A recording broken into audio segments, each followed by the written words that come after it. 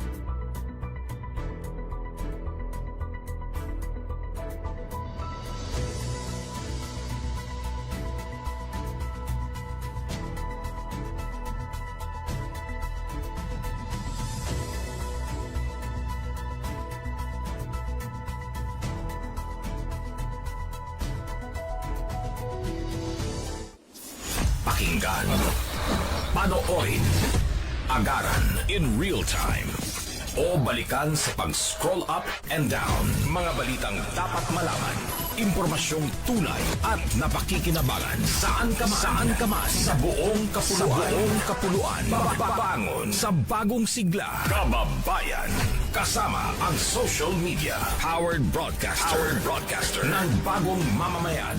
Tapat sa pag-uulat. Ito po ang Presidential Broadcast Service sa Baguio. Radyo Pilipinas, 97.1 FM. Isang makagham na pagbati sa ating lahat. Inihahandog ng Department of Science and Technology Regional Office 1 at 97.1 Radyo Pilipinas Agoo. Sabay-sabay natin tunghayan ang programang naghatid ng impormasyon patungkol sa iba't ibang interbensyon ng DOST. Ito ang Teknopresensya, Siyensya, Kenteknolohiya para kalibuting mili.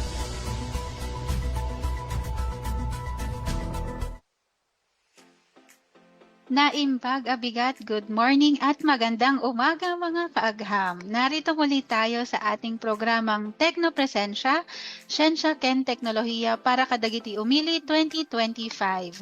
At muli tayong maghahatid ng mga balitang may kaugnayan sa agham, teknolohiya at inobasyon na isinusulong ng DOST Region 1. Kaway-kaway po tayo at mag-ingay dahil tayo po ay live na napapanood sa ating DOST Region 1 official Facebook page at sa DZAG Radyo Pilipinas Agoo at napapakinggan rin po tayo sa kanilang radio station. Ako po si Carla Joyce Kahala, ang inyong makakasama sa pagpapalaganap ng siyensya, teknolohiya at inobasyon kasama ang ating partner mula sa DZAG Radyo Pilipinas Agoo na si Miss Antoniette Lingsit. Isang magandang umaga po sa ating lahat, Ma'am Antoniette and Miss Charity. Good morning po. Maraming salamat Ma'am Carla at isang magandang umaga po sa ating lahat, sa ating mga tagapakinig at sa ating mga partners sa DOST. Binabati ko rin ang aming acting station manager, Miss Charity Freneza, at mga technical staff ng DZAG Radyo Pilipinas Agoo. Napapanood po tayo ng live sa official FB page ng DZAG Radyo Pilipinas Agoo at patuloy nating ihahatid ang mga paksang ugnay sa siyensya, teknolohiya at inobasyon. Kaya manatili kayong nakatutok mga kaagham para inyong masagutan ang ating trivia question of the day kung saan maaari po kayong manalo ng GCash prize. I-comment lang po yan sa ating FB Live o i-text kami sa 0918-9083-799. Ma'am Carla. Yes, thank you Ma'am Antoinette. At muli, magandang araw po mga kaagham. Magandang araw sa ating mga kasamahan sa DZAG Radyo Pilipinas Ago, especially kay Ma'am Antoinette.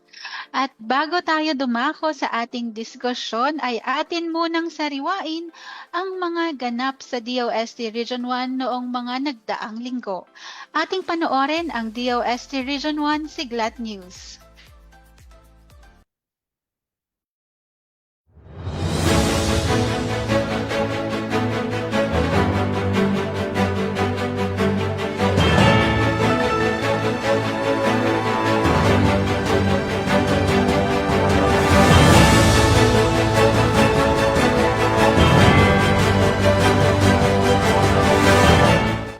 Inisyatibo ng DOST Region 1 itinampok sa kapihan sa Bagong Pilipinas. Ang Department of Science and Technology Region 1 sa pangunguna ni Regional Director Teresita A. Tabaog ay nagsagawa ng kapihan sa Bagong Pilipinas noong March 2025 sa San Fernando, La Union. Kasama si PIA Regional Director Janilyn Rolek. Inalakay sa press conference ang mga tagumpay at inisyatiba ng DOST Region 1 sa agham, teknolohiya at inobasyon kabilang ang siglat na layong tiyakin ang benepisyo ng mga STI initiatives sa mga lokal na komunidad at industriya. Nagbigay saya rin ang mga mascot na sina Solido at Siglat sa naturang aktibidad. Sa Open Forum, binigyang pansin ang mga pangunahing programa at aktibidad ng DOST Region 1 tulad ng 2025 National Science, Technology and Innovation Week, pagsasanay para sa kabataan, disaster risk reduction, climate change adoption, agrikultura, food security, Cortisol technology at mga small enterprise technology upgrading program para sa MSMEs. Lumahok sa talakayan ang mga opisyal at eksperto mula sa DOST, kabilang ang mga provincial directors, project leaders at pinatawan mula sa Pag-asa, PFOX at Philippine Science High School Ilocos Region Campus na nagbabahagi ng kanilang kaalaman sa agham ng klima, kahandaan sa sakuna at STEM education. Ipinakita ng aktibidad ang dedikasyon ng DOST Region 1 sa paggamit ng STI para sa pagpapaunlad ng buhay, negosyo at komunidad sa rehiyon. Ang kapihan sa Bagong Pilipinas ay nagbigay diin sa kahalagahan ng transparency at pampublikong pakikilahok sa nation building habang isinusulong ang agham, teknolohiya at inobasyon bilang pundasyon ng progreso sa bansa. Mula rito sa DOST Region 1, ako si Luna, nag-uulat. DOST 1 Siglat, 1 DOST for you. Tulong pangkabuhayan inihandog ng DOST Region 1 sa Narvacan, Santo Tomas, La Union. Ang Department of Science and Technology Region 1 sa ilalim ng Community Empowerment through Science and Technology Program, katuwang ang DOST La Union ay nagkaloob ng isang unit ng production ng processing unit sa Barangay Narvacan, Santo Tomas, La Union noong Marso 2025.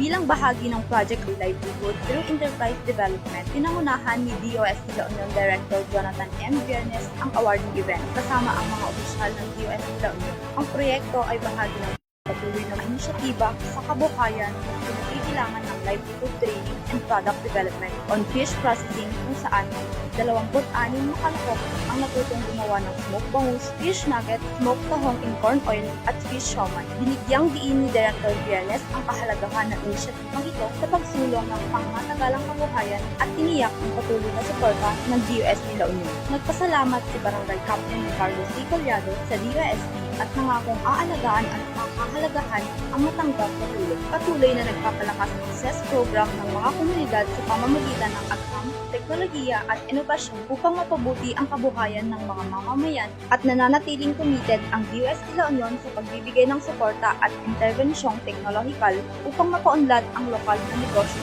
sa lalawigan. Mula rito sa DOST Region 1, ako si Sheena Hana Pulido, nag-uulat. DOST 1 Siglat, 1 DOST for you. Salt Industry patuloy na sinusuportahan ng DOST Region 1 sa pamumuno ni Regional Director Tabaog. Bumisita si Dr. Teresita A. Tabaog, ang Regional Director ng DOST Region 1 sa Paway Salt Makers Association noong March 2025 upang talakayin ang mga suliranin at pagkakataon sa lokal na industriya ng asin. Ang pagbisitang ito ay bahagi ng dedikasyon ng DOST sa pagpapalakas ng produksyon ng asin sa rehiyon sa pamamagitan ng agham, teknolohiya at inobasyon sa ilalim ng kanilang One Asin Program. Layunin ng programa na gawing moderno ang paggawa ng asin gamit ang makabagong teknolohiya, papabuti ng proseso at pananatili ng estratehiya sa pagsulong upang mapalakas ang kakayahang pakipagsabayan sa merkado. Nag-ikot ang pangkat ng DOST sa mga pasilidad ng paggawa ng asin upang mas maunawaan ang mga pangangailangan ng mga gumagawa ng asin. Tinalakay nila ang mga paraan upang mapabuti ang kalidad at kahusayan ng produksyon habang pinapangalagaan ang tradisyonal na pamamaraan nito. Pinalakas pa ng suporta ng industriya ng asin sa pamamagitan ng isang Memorandum of Understanding na nilagdaan noong Nobyembre 2024 sa pagitan ng DOST Region 1 at ng PCP. Ang pamahalaang panlalawigan ng Ilocos Norte at mga akademikong institusyon ay may kasunduan na naglalayong magbigay ng mga solusyon batay sa nananaliksik at pinansyal na tulong upang matiyak ang mas matatag at kapaki-pakinabang na kinabukasan para sa mga gumagawa ng asin sa rehiyon. Mula rito sa DOST Region 1, ako si Claire Red, nag-uulat. DOST 1 Siglat, 1 DOST for you. Pagsasanay at immersion sa Saliclakbay Solutions Mapping ng Grind Program, isinagawa sa Ilocos Norte. Matagumpay na isinagawa ng Department of Science and Technology Regional Office No. 1 sa pamamagitan ng Grassroots Innovation for Inclusive Development o GRIND Program ang Saliclakbay Solutions Mapping Training at Immersion noong Marso 26 to 28, 2025 na ginanap sa Mariano Marcos State University, Batac City, Nueva Era at Pasukin, Ilocos Norte. Ang layunin ng programang ito ay tulungan ang mga lokal na inventor at mga mahihirap na komunidad na magkaroon ng mga kasanayan para makabuo ng mga solusyon na matatagal at nakabatay sa uring agam. Dumalo sa aktibidad sina DOST Region 1 Director Dr. Teresita A. Tabaog, dating Regional Director Armando Puganal, Grind Project Leader at ARD for Field Operations, DEC 1180 Libunao, DOST Ilocos Norte OIC Provincial Director Benjamin S. Mercado Jr., ang DOST Ilocos Norte Team, Grind Support Staff Rio Dayan D. Adviento, at ang DOST 1 Grind Port Group. Ang kanilang presensya ay patunay ng dedikasyon ng ahensya sa pagsusulong ng inobasyon at inklusibong pag-unlad sa antas ng komunidad. Pinagsama-sama ang mga kalahok mula sa Grind Port Group, GTEC at mga lokal na pamayanan ng tigan mula sa Nueva Era, ang mga magsasaka, mangingisda at mga miyembro ng Salt Makers Association ng Pasukin. Ang mga grupong ito ay nagpapanatili ng kanilang tradisyonal na kaalaman habang ginagamit ang makabagong agham upang mapaunlad ang kanilang kabuhayan. Natutunan nila ang mga pamamaraan ng solutions mapping upang tukuyin at mapabuti ang mga inobasyon sa kanilang mga komunidad na nakatuon sa heritage foods, endangered crafts at grassroots innovations para sa circular economy. Ang pagsasanay na ito ay may layuning makabuo ng mga solusyong pangkomunidad na pangmatagalan na nakabatay sa agham, teknolohiya at inobasyon. Isa sa mga pangunahing katangian ng pagsasanay ay ang pagtutulungan ng mga stakeholder. Pinangunahan ng mga eksperto mula sa iba't ibang larangan ng mga kalahok sa pagbuo ng mga estratehiya upang matugunan ang mga hamon sa lipunan at ekonomiya. Bukod dito, binigyang diin din ng programa ang gender inclusivity. Kinikilala ang mahalagang papel ng kababaihan sa inobasyon at entrepreneurship. Nagkaroon ng espesyal na mga plataporma upang hikayatin ang kanilang pamumuno at aktibong pakikilahok sa mga proyektong pangkaunlaran. Isinagawa din ang immersion component na nagbigay ng pagkakataon sa mga kalahok na direktang makisalamuha sa mga lokal na komunidad upang isabuhay ang mga natutunang konsepto at pinuhin ang kanilang mga solusyon. Sa pamamagitan ng pagpapalaganap at paggamit ito sa totoong buhay, tiniyak ng programa na ang mga inobasyong ito ay may kabuluhan, praktikal at pakipakinabang sa target ng mga komunidad. Sa pamamagitan ng Saliclakbay Solutions Mapping Training and Immersion, hangad ng DOST Region 1 na tulungan ang mga grassroots innovators na makipag-ugnayan sa mga formal na sistema ng inobasyon. Sa pagbibigay ng tamang mga kasangkapan at kaalaman, layunin ng programa na mapalakas ang katatagan, mga pagkakataong pang-ekonomiya at pagpapanatili ng kalikasan sa Ilocos Norte at sa buong Region 1. Mula dito sa DOST Ilocos Norte, ako si Rio Dayan Adviento, nag-uulat. DOST 1 Siglat, 1 DOST for you. Gamit gourmet salt ng DOST Region 1 tampok sa I Wonder ng GMA7. Patuloy na isinusulong ng Department of Science and Technology Region 1 ang lokal na inobasyon sa industriya ng asin matapos itong itampok ang pagsasama ng gamit seaweed sa produksyon ng gourmet salt. Ang proyektong ito na pinangunahan ng Mariposa Salt Producers Association sa ilalim ng pangangasiwa ng lokal na pamahalaan ng Burgos ay itinampok sa isang episode ng I Wonder sa GMA7 noong April 6, 2025 sa GTV. Si Dr. Teresita A. Tabaog, ang Regional Director ng DOST Region 1 ay nakapanayam ng I Wonder sa One in Accelerating Salt Innovations o One ASIM Gourmet Salt Parsing and Salt Analysis Center. Ipinaliwanag niya ang mahalagang papel ng agham at teknolohiya sa pagpapabuti ng lokal na produksyon ng asin. Ang paggamit ng gamit, isang uri ng edible seaweed na kilala bilang Black Gold of the North bilang pampalasa sa gourmet salt ay nagbigay ng kakaibang lasa at dagdag na nutrisyon sa produkto na nagpapataas ng potensyal nito sa lokal at pandaigdigang pamilihan. Ipinakita sa naturang tampok kung paano tinulungan ng DOST Region 1 katuwang ang LG Burgos, ang Mariposa Salt Producer Association sa pagpapabuti ng kanilang proseso sa pamamagitan ng makabagong teknolohiya at pagsasanay. Ang kolaborasyong ito ay bahagi ng kadikain ng Asensya na isulong ang mas napapanatili at may mataas na halagang inobasyon sa pagkain na makakatulong sa mga lokal na komunidad. Iniikayat ng DOST Region 1 ang publiko na panoorin ng episode ng I Wonder upang mas maunawaan ang mga naging epekto ng proyektong ito sa industriya ng asin sa probinsya ng Ilocos Norte. Mula rito sa DOST Region 1, ako si Christian Casimiro nagulat. DOST 1 Siglat, 1 DOST for you.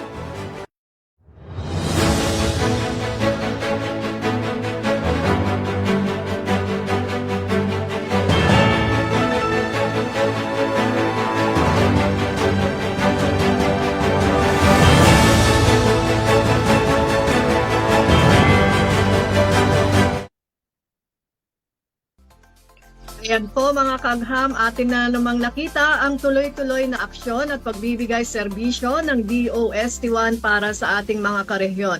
At syempre, tiyak or patuloy silang maghahatid ng kalidad na serbisyo gamit ang agham, teknolohiya at inobasyon. Tama, Ma'am Antoniette. Kaya mga kaagham, makinig kayo ng mabuti sa ating magiging talakayan ngayong umaga upang masagot ninyo ang ating trivia question for the chance to win a GCash prize. Ayan, kung ano nga ba ang ating trivia question for today, ating alamin yan sa ating trivia master, Big Dom. Pasok! Ayan, maraming salamat Ma'am Carla and also kay Ma'am Antoinette, isang makagam ng umaga po sa ating lahat. And syempre, sa ating mga tagapakinig at taga-subaybay ay atin nang sasabihin ang ating trivia question for the day para naman abangan nyo ang kapanapanabik na discussion later nila Sir Dec and Ma'am Rio. Ayan. At syempre, bago ang lahat, ating munang sabihin ang mechanics ng ating trivia question for the day.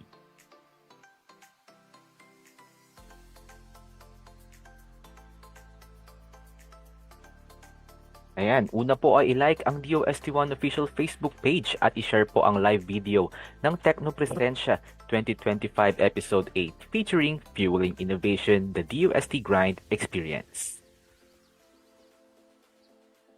Ay pangalawa, sumagot sa ating trivia question of the day sa pamamagitan ng pagsagot sa ating comment section ng Facebook Live or text ang iyong kasagutan, kalaki po ang inyong pangalan sa 0918-9083799.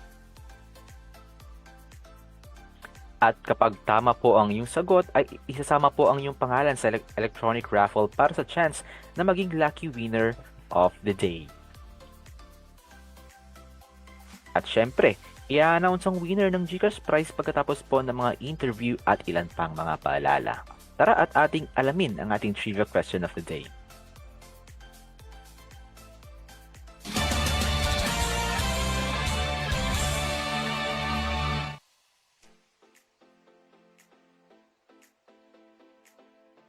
And po mga kagham, ano nga ba ang tawag sa aktibidad ng grind na tumututok sa mga grassroots innovations sa pamamagitan ng etnograpikong pamamaraan? Aking pong inuulit, ano ang tawag sa aktibidad ng grind na tumututok sa mga grassroots innovations sa pamamagitan ng etnograpikong pamamaraan? Yan ba ay salik-lakbay? O yan ba ay tinatawag nating bayanihan? O baka naman yan ay tinatawag nating Kultura 101. Yan. Para sa ating mga gustong sumali sa trivia question of the day, ay dapat nyong pakinggan ang mga diskusyon at mga topics ni Sir Dek and Ma'am Ri mamaya para malaman nyo ang tamang kasagutan at i-comment lang po yan sa ating Facebook Live or i-text kami. Kalakip ang inyong pangalan. Ma'am Carla. Thank you, Trivia Master Dom. Ayan, so sa mga nag-aabang po at sa mga may gustong manalo po ng ating GCash prize, makinig lamang po kayo sa aming talakayan. Eto na nga po, kayo ba ay mahilig sa kape, puto, patupat, kalamay o tupig? O kaya naman ay may marami kayong supply ng asin at kakao sa inyong pamayanan? Or producer ba ang inyong pamayanan ng woven baskets, paso, walis, inabel o tambourine jewelries? O kaya naman ay mayaman ang inyong komunidad sa gamit o ang ating seaweed? Kung oo, ay tiyak na para sa inyo ang talakayang ito. Ang DOST ay may pioneering program na GRIND o ang Grassroots Innovation for Inclusive Development Program. Kung ano ito at paano ito makakatulong sa inyong pamayanan, ay tayo'y mabibigyang linaw ng ating mga guests for this week. Kasama natin ang Assistant Regional Director ng Field Operations ng DOST Region 1 at siya rin ang ating GRIND Project Leader, si ARD DEC 1180 Pilibunao. Kasama rin niya ang isang GRIND support staff na nandito sa Region 1, si Ms. Rio Dayan B. Adviento. Sa ating mga nakaabang na mga kaagham, tara at sabay-sabay tayong makinig kina ARD DEC at si Ms. Rio. Good morning po, Sir DEC. Isang maagham na umaga po sa ating lahat, no? Ma'am Carla, Ma'am Tonet ng DZAG Radio Pilipinas Agoo, Ma'am Rio, sa lahat ng tagapakinig at sumusubaybay ng Tekno Presensya na imbag abigat at tatayuan. Yan, thank you Sir Dek and welcome po Ms. Rio sa ating talakayan. Okay, so to start po, ano nga ba itong GRIND program, Sir Dek, para maging aware din ng ating mga viewers and listeners? Okay, magandang umaga po ulit. Ang GRIND ay isang programa ng DOST na tinatawag nating Grassroots Innovation for Inclusive Development. Ito po ay na-launch sa DOST 11 sa Davao noong 2019 at ina-address nito ang need natin sa innovation and R&D improvement. So ini-empower niya ang mga marginalized communities at ang target, no, tina-target po nito ay ang mga IP communities, mga kababaihan, out of school youths, mga farmers and mga artisans. Nagkaroon na siya ng national scaling up ang programa at nabilang ang Ilocos Region sa year 2. So ngayon po natin ipapatupad ang GRIND program natin. So ano nga ba ang GRIND? So ito po ay isang pioneering program ng DOST na naglalayong palakasin, no, i-empower ang mga marginalized communities sa pamamagitan ng pagdevelop at pagpapalakas ng mga existing grassroots innovations. So mamaya ma-explain natin kung ano ang grassroots innovation at ito po ay i-establish natin nationwide, no, ang programang ito. So ang objective ng programa natin ay gaya natin nasabi natin kanina, empower natin ang mga communities at ang ating mga innovators, no? So, unang gagawin natin ay i-identify kung nasaan ang mga grassroots innovators na ito at i-address natin ang kanilang mga existing or significant problems na kinakaharap. Magpro-provide tayo ng package of science and technology intervention sa mga grassroots innovators natin. Pangatlo ay mag-develop tayo ng network ng mga advocate at expert na patungkol sa GRIND. Magamit natin siya, no? Hindi lang dito sa region but nationwide.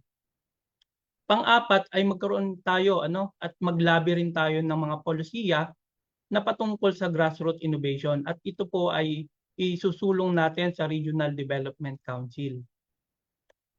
So ano nga ba ang grassroots innovation? So, no, sabi nila ang mga Pilipino ay likas na matalino. Ano pang katangian ng mga Pilipino? Matalino, mapamaraan. Ibig sabihin, ito yung tinatawag nating discarding Pinoy, no? So, ang grassroots innovation ay innovative products, process, or technology na binubuo o ginagawa ng mga tao na nasa countryside. Ito po ay nagmumula, no, sa necessity dahil kailangan natin, hardship at mga challenges. Sinasabi niya lang dito na ang discarding Pinoy, dahil madiskarte tayo, no? So, nagde-develop siya ng mga practical solutions para sa pang-araw-araw na mga challenges na kinakaharap natin. So, from simple ideas, ginagawa nitong innovation, no? So, ano nga ba ang mga GI categories at ilan ba sila? So, meron tayong 5 GI categories. Ang heirloom or heritage food, artisanal craft, ethnobotanical, GI addressing health hazard, at GI addressing circular economy. Isa-isayin natin. So, heirloom recipe o heritage food, sinasabi niya dito na ang programa ay susuporta para i-enhance ang mga traditional and locally grown foods or mga heirloom recipe by providing science and technology interventions para mapahaba ang kanilang shelf life, malaman natin ang nutritional value, at titingnan natin at sisiguraduhin natin na safe kainin ang mga ito. Pangalawa ay ang artisanal or mga endangered craft, no? Mag-a-assist ang programa sa mga communities para i-preserve at improve ang mga traditional craft na at risk for extinction, yung mga nawawala ng mga traditional craft natin, no? We will provide technology and capacity building to support, to generate income and sustain cultural heritage. So dito pumapasok ang layunin ng programa na cultural protection and preservation, no? So i-protect natin and i-preserve natin ang mga artisanal or endangered craft. So meron rin tayong ethnobotanical. So ito, no, ito yung mga traditional knowledge natin patungkol sa medicinal or mga functional products na nakaka-address ng mga health issues natin, no? So we will conduct R&D and commercialize yung mga ethnobotanicals natin. So gaya ng mga to, yung catmon fruit, alam natin na maasim ito. So ginagawa na nga yung sinigang powder or candy, no? Gabi leaf as toothpaste, and giring-giring as cough remedy. So ito yung mga traditional knowledge natin pagdating sa medisina. Pang-apat ay ang GI addressing health hazard, no? So nag-ugat ito noong panahon ng pandemic, no? So hindi makalabas yung mga tao, so nagiging malikhain ng mga Pinoy, marami silang naiimbentong mga imbensyon. So gaya ng foot-operated hand washing kiosk. So alam naman natin noong panahon ng pandemic, kailangan mag-hand washing tayo. Hanggang ngayon dapat ginagawa pa rin natin to. So meron din silang na-develop na circumcision gun, pangtuli, improvised water filtration system, and mga toxin absorber. So the program will encourage the development of innovation to address health hazards and natural disasters. This will aim to widespread deployment of solutions to improve public safety and maging resilient ang isang komunidad. Panglima ay ang GI addressing circular economy, no? This will promote innovative solutions in reducing plastic waste, no? Ito po yung tugon natin sa mga solid waste problems natin. Improving recycling, supporting the transition natin from linear to circular economy. This will foster sustainable growth and syempre lower environmental impact, no? Circular economy. Ito po yung environmental protection and conservation efforts natin. So ito po ang framework, no, ng grind program natin. So meron tayong 4L, learning, leveraging, linking, and legitimizing. So sa learning, magkakandak tayo ng lakbay solution mapping. Hahanapin natin kung nasan tong mga grind innovations na ito. Magde-develop tayo ng database para sa mga GIs. And we will identify and evaluate yung mga potential and i-prioritize natin ang mga grassroots innovation na yon. Next is leveraging the provision of STI assistance to the priority GIs. So we will conduct tax, technology assistance, technology transfer. So ito, package of SNT interventions, no? After that, magkakaroon tayo ng linking. Sabi nga natin kanina, gusto nating bumuo ng isang network ng mga expert, no, mga pool patungkol sa grind para magkaroon tayo ng knowledge sharing, hindi lang dito sa ating region, but sa buong bansa. And after that, meron tayong tinatawag na legitimizing. So magkakaroon tayo ng policy recommendation sa RDC na patungkol sa ating mga grassroots innovation. Then we will use the grind implementation guidelines para ma-achieve natin tong SDG natin. So these pillars aim to enhance innovation, establish network, and integrate GIs into a formal science, engineering, technology, and innovation ecosystem. So paano natin gagawin? No? At sino ang gagawa? So ito ang programa natin ay unique, no? Meron tayong tinatawag na pentahelix collaboration. So dati ang mga programa natin, government to industry, government, academic, industry. Ngayon, gusto natin pentahelix. Meron tayong civil society, meron tayong media, meron tayong academy, meron tayong industry. So ibig sabihin, this is a whole of the government approach na tinatawag natin. So lahat na maaring tumulong sa programa ay isasama namin, no? Because this is, sabi nga natin, inclusive. So lahat dapat ay may partisipasyon sa ating programa. So DOST's intervention through GRIDE. Ano naman ang intervention ng DOST? Sabi ko nga kanina, we will provide STI support and R&D interventions aligned with the UN Sustainable Development Goals and the Philippine Innovation Act. We will provide intellectual property protection assistance sa packaging and labeling design, capacity building, technology funding and development, including yung mga technical services natin, and tax, technical assistance and consultancy natin, no? Yun ang ibibigay o may provide na assistance ng DOST sa ating mga grassroots innovators.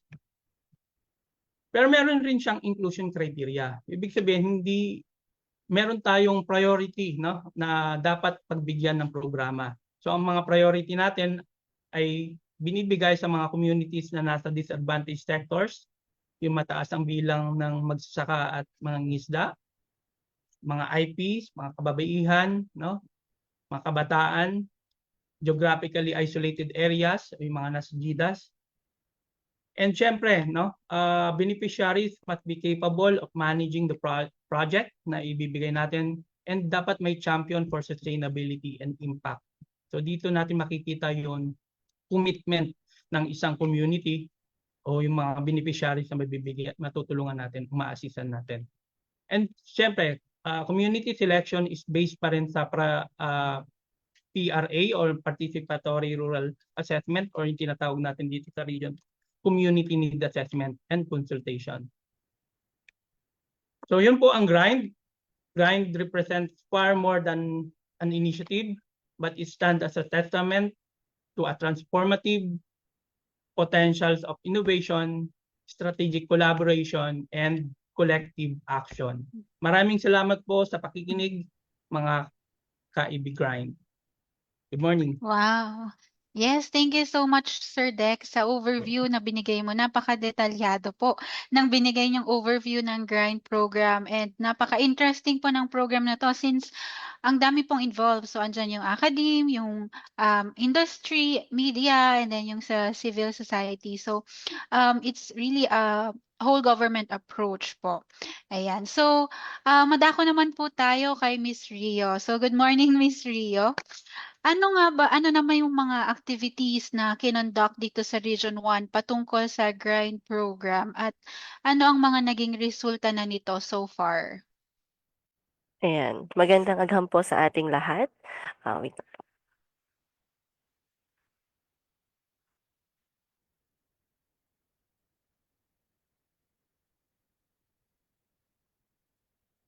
Ayan.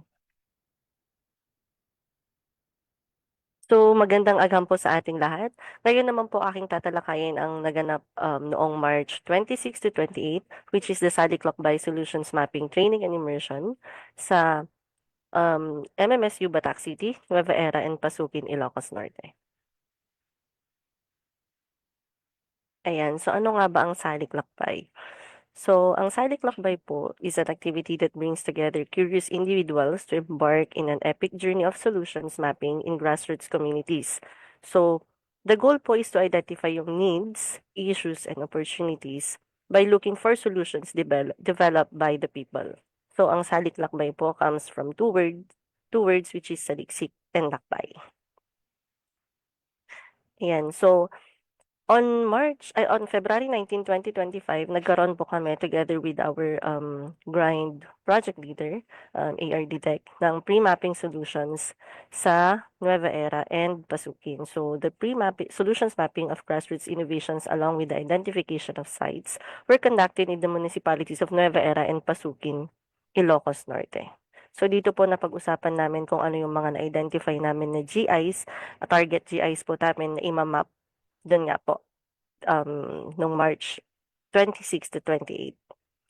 So, the training proper po held on March 26, 2025, which is the SADC Lakbay Solutions Mapping Training sa Mariano Marcos State University, Batac City, Ilocos Norte. Then, so on day 1 of the training po, LGU Nueva Era and LGU Pasukin were present. Specifically po, the Gunglo Tiaglaglaga basket weavers from Nueva Era and Zanhera Fishermen Farmers and Salt Makers Association from Pasukin na mga target grassroots innovators po ng programang ito. Ang mga grupong ito ay sabik na matutunan pa ang tungkol sa grind. So nag-attend po sila, nag-letter po kami sa mga LGUs kung pwede po silang magbigay ng representative and yun po, very happy naman po sila to attend the activity.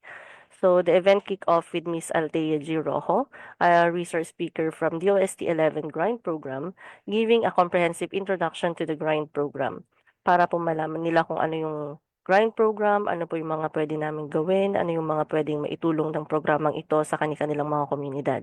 And then, nag-discuss din po si Ms. Kathleen P. Montano ng DOST Grind 11 ng SADC Lakbay Solutions Mapping Concept. Yun po yung isinagawa namin during the immersion on March 27 and 28. And then also, Dr. Lilian Lando, a freelancer consultant, nagbigay ng engaging session tungkol sa tips and guidelines for field observations and interviews. This topic naman po focus dun sa kung paano gagawin ng mga SADC Lakbayers, which is tayo from DOST 1 Grind team, GTEC po, Grassroots Innovation Technical Evaluation Committee, and other po from Pentahelix Collaboration po. And then also present po si Mr. John Ray E. Viernes from the National Commission on Indigenous Peoples or NCIP Region 1. And ang kanyang diniscuss po is the cultural awareness and sensitivity para po maging aware tayo kung paano mas maunawaan ng iba't ibang kultura at dynamics na kanilang makikita sa kanilang mga trabaho na binibigyan din ng kahalagahan ng respeto at maayos na komunikasyon sa lokal na komunidad. Ayan po. Ayan.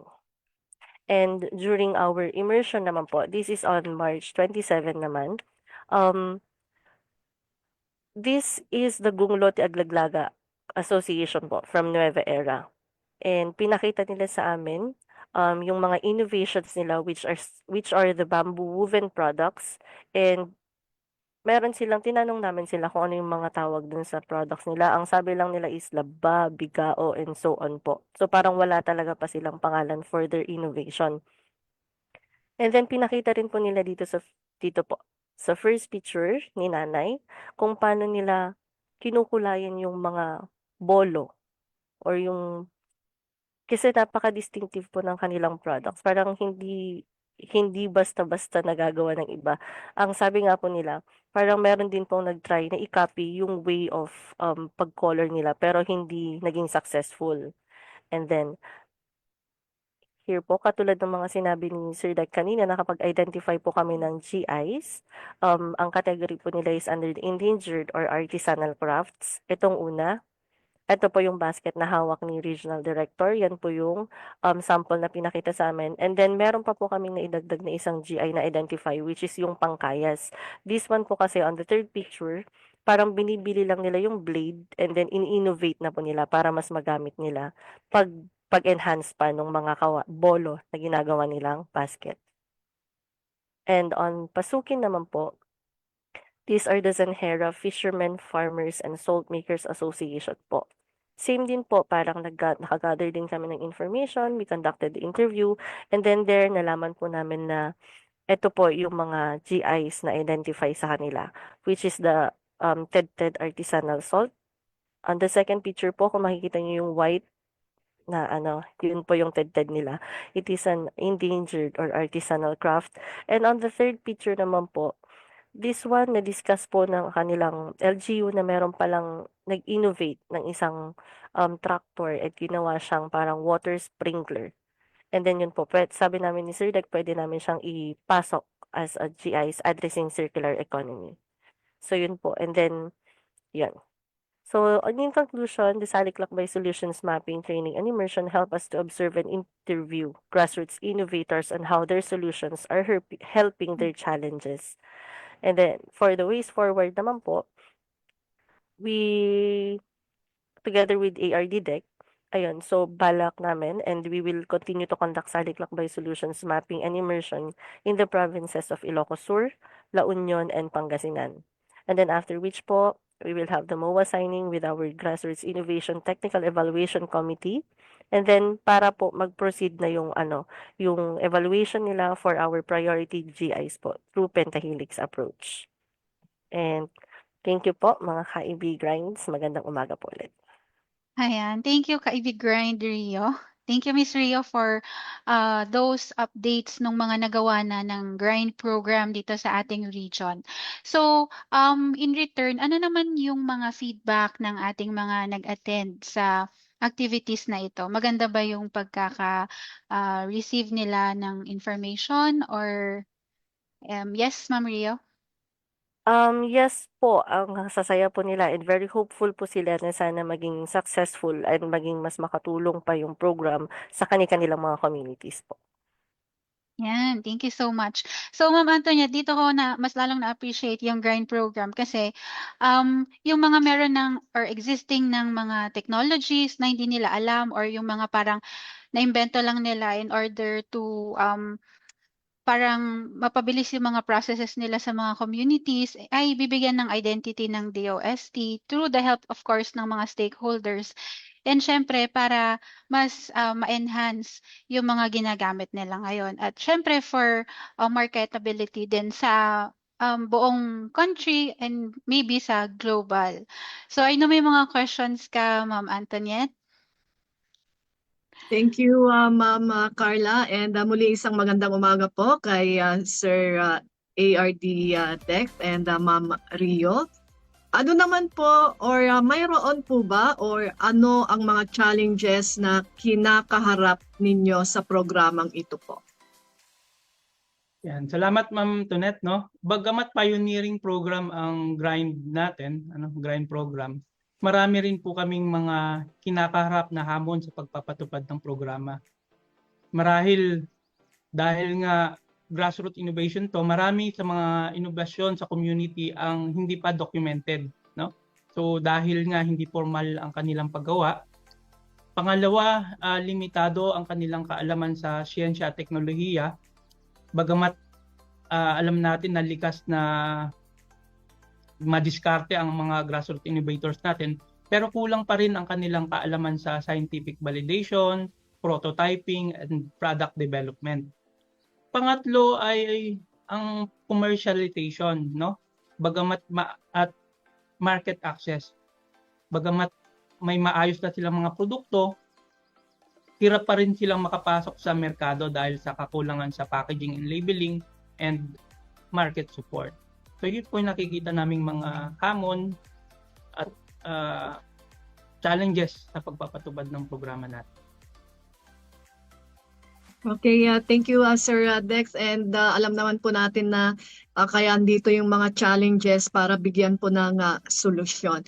Ano-ano naman po yung mga produkto na na-explore na po ng DOST1, sir? Yes, ma'am. Gaya nga ng nasabi ni Ma'am Rio kanina, andyan po ang artisanal salt natin, ang tinatawag nating TED salt ng Pasukin at ang basket weaving ng Nueva Era. So ito po yung dalawang produkto na nakikita namin na tutulungan natin. But Ma'am Tonet, hindi po magtatapos diyan ang project natin, ang program natin, dahil nga po magmamapa pa tayo. Hahanapin pa natin ang mga innovation sa buong Region 1. No?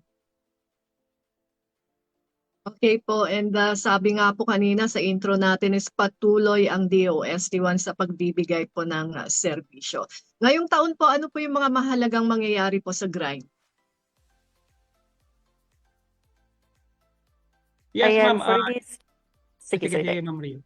Ayan, for this year naman po, we are planning to conduct pa. Yun nga po, nabanggit ko kanina yung pag-mamap po ng mas marami. Meron po kasi kaming more than 30 GIs na pre-identify together with our project leader po, Sir Dec. And yun po, balak po namin silang puntahan lahat and then mailagay po namin sila sa database po. And then, after nun, ma'am, we will seek the help of our Grassroots Innovation Technical Evaluation Committee para po maibigay po nila kung ano pa yung mga priority GIs na pwede namin i-assist. And then, yun po. Okay, thank you so much Mama Rio and Sir ARD Dex. Mama Carla, alam ko pong may mga karagdagang katanungan ka pa po. Yes, ma'am, may isisingit lang akong question for Sir Dex. So ito ay isang text message na question. So paano daw po kung sakaling may ma-identify na innovation dito sa Region 1 at may ibang pangalan siya sa other regions? Kunwari po ay sa Mindanao. Paano po ito i-consolidate or i-reconcile? Yes, ma'am. Gaya nga ng nasabi natin kanina, na ang grant ay may network ng mga saliklak buyers natin sa bawat region. So, yung mga nakukuha o na-identify nating mga grassroots innovation ay nire-refer natin sa bawat region kung merong kaparehas na produkto o imbensyon, no, na maaaring siguro i-consolidate natin. Ano ba ang pagkakaparehas niya or ano ang pagkakaiba niya. So maaari natin siyang ma-evaluate and ma-classify natin sila. Okay, thank you, sir. And another question po is, kung nagkaroon na po ng database of products, ano ang ways forward in the coming years? Yes, ang pinaka-aim natin ay magkaroon tayo ng polisiya pagdating sa grassroots innovation. So, kailangan ma-identify natin sila at kailangan ma-recognize natin ang mga imbensyon na nagmumula sa grassroots. So, ibig sabihin, ang technology ay ipapalabas natin. Usually ang ginagawa ng DOST, ang mga technology ay pinapasok natin sa community, no? So yun yung mga programa natin ng CES at saka setup. But ngayon, ang gusto natin, ang mga technology na nasa grassroots level ay siya naman ang lumabas, no? Para may dagdag silang pagkakakitaan at dagdag hanap buhay para sa mga nasa community.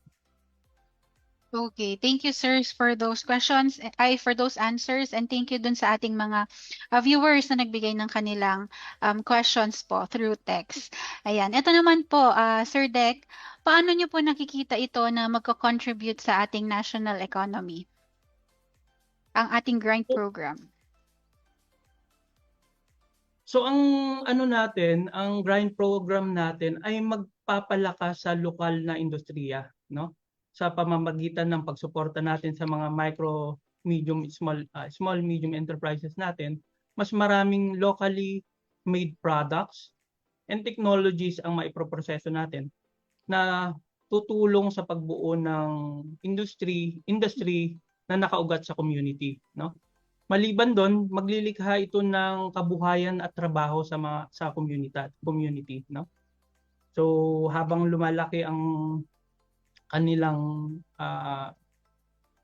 enterprise, so magkakaroon ng dagdag trabaho, magdagdag pagkakakitaan. Dito pumapasok ang ano natin, ang mission natin na yung tinatawag nating lahat ng programa na ibinababa natin sa community ay mayroong socio-economic benefits, no?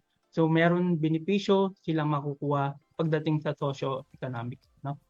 At pangatlo, syempre, ang grind ay magsisilbing incubator, no, para sa ating maliliit na negosyante. So alam naman natin ang maliliit na negosyante or mga small and medium enterprises ay backbone ng ating economy.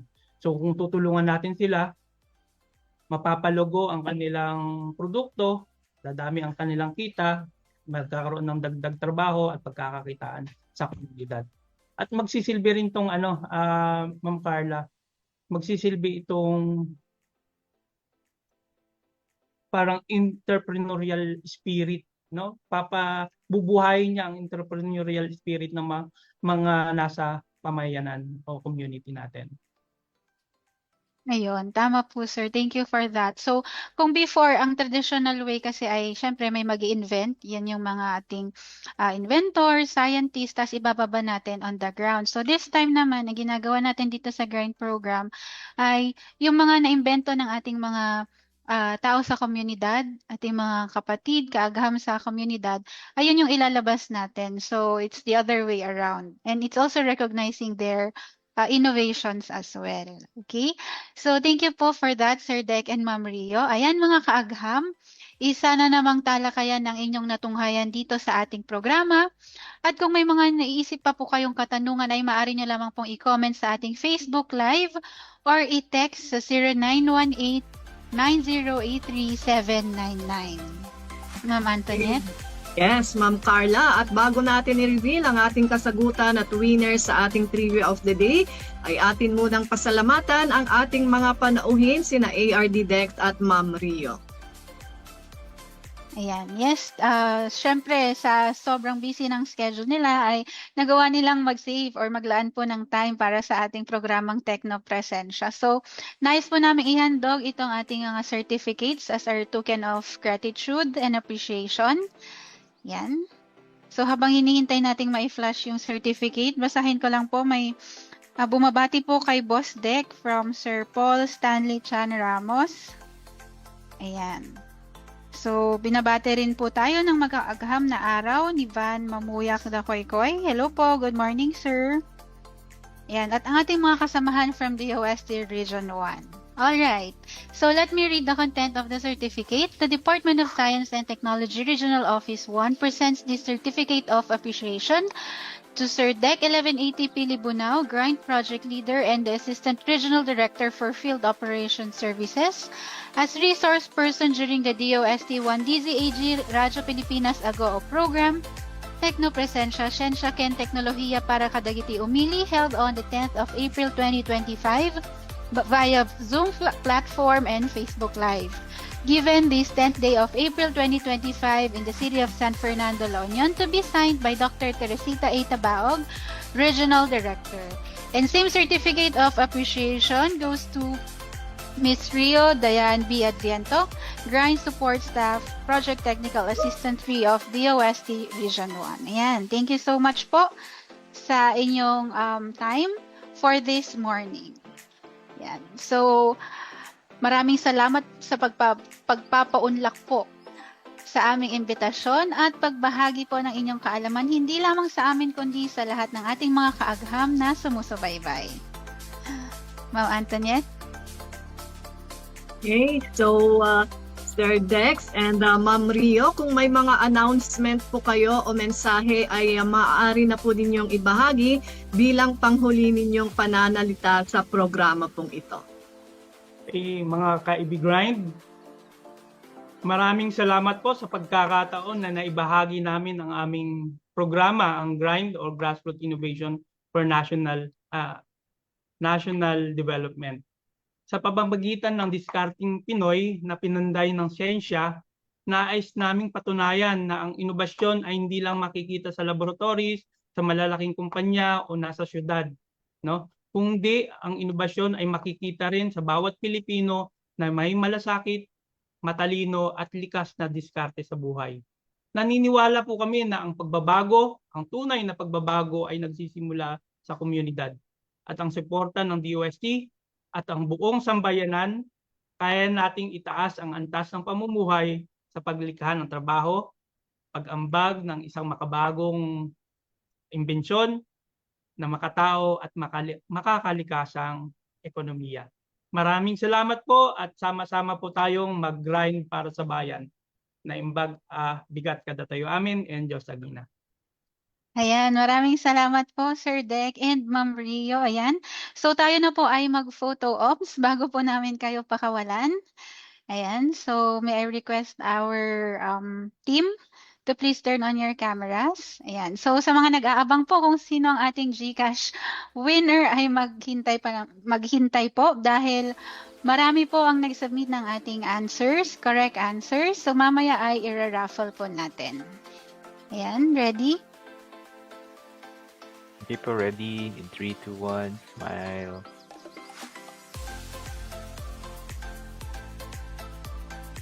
Thank you. Ayan, maraming salamat po Sir Dec and Ma'am Rio. So may bumabati pa rin po kay Miss Rio. Ang galing ng grind staff namin si Miss Rio from one of our viewers. Alright, thank you so much Sir Dec and Ma'am Rio. And bago po natin i-announce ang ating winners, ay narito po ang ilang announcements para sa mga susunod na araw at linggo.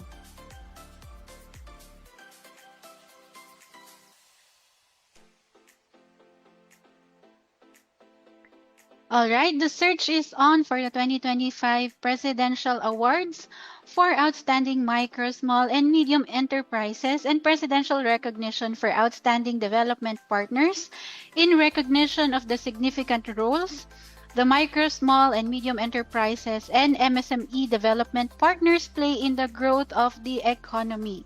So this will be on July 2025. So paki-follow po ang aming DOST1 Facebook page para po sa iba pa pong detalye nito. Next. Ayan. So we are proud to announce that DOST Ilocos Norte, isa sa mga provincial offices ng DOST Region 1, ay humirang na ng kanilang provincial director. So it was held on April 8, 2025. Engineer Brian Urasco ay ang bagong provincial director na ng PSTO Ilocos Norte. Congratulations, Sir Brian. Next. Ayan po ang ating Tech Trends Tuesday, ang iHeatMap, an online heat index monitoring platform just in time for this summer season. Ang iHeatMap ng DOST Pag-asa ay isang makabagong platform na nagbibigay ng real-time na impormasyon sa heat index upang matulungan ang bawat isa na makapagplano at makaiwas sa panganib ng matinding init.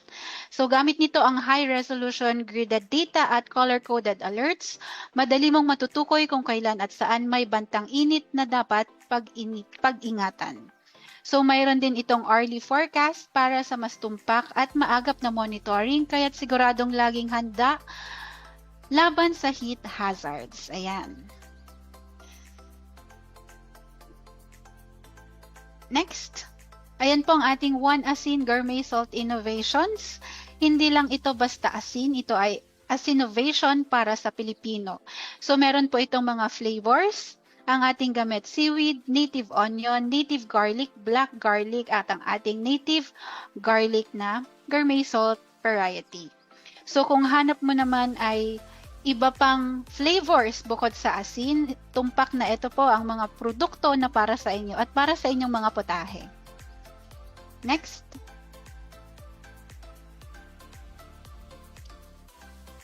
Ayan. So, congratulations po. Kapapasok lamang po na balita.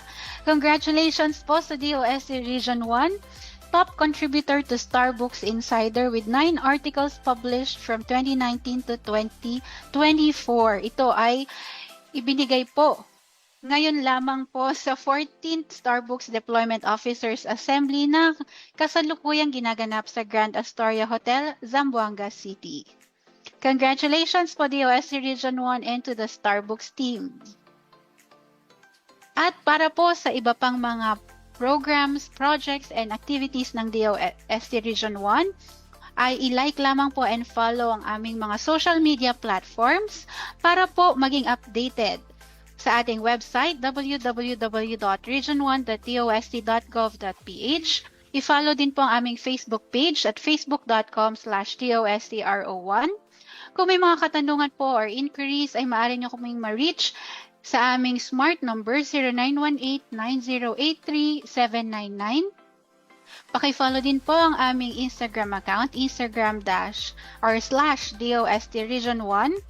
Or kung may mga concerns po kayo, ay maaari po kayo mag-email sa aming email address, mail@region1.dost.gov.ph, at maaari nyo rin pong balikan ang aming mga Technopresensya episodes at iba pang mga videos, audiovisual presentations sa aming YouTube account at youtube.com/dostro1.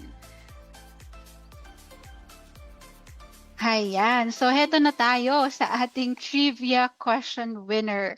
So, atin na pong tawagin si Trivia Master Dom upang i-reveal ang ating winner. Trivia Master Dom, pasok. And thank you so much, Ma'am Carla, and also to sa ating mga panauhin kay ARD Deck and Ma'am Rio.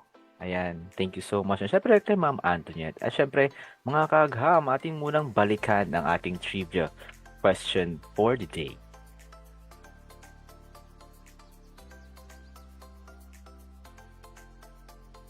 Ayan. Ano nga po ba ang tawag sa aktibidad ng GRIND na tumututok sa mga grassroots innovations sa pamamagitan ng etnograpikong pamamaraan? Yan ba ay saliklakbay, bayanihan, o kultura 101? Ayan. So atin ang alamin ang tamang kasagutan. Ano nga po ba ang ating trivia answer for the day?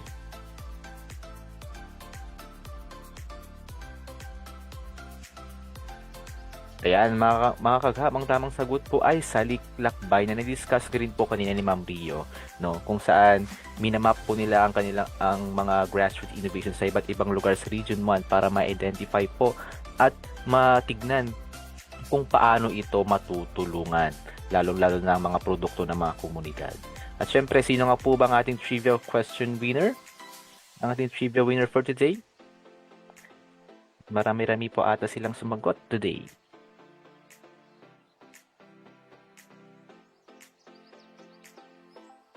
There you go. Medyo marami po tayo. So, atin nang i-roll ang ating ruleta.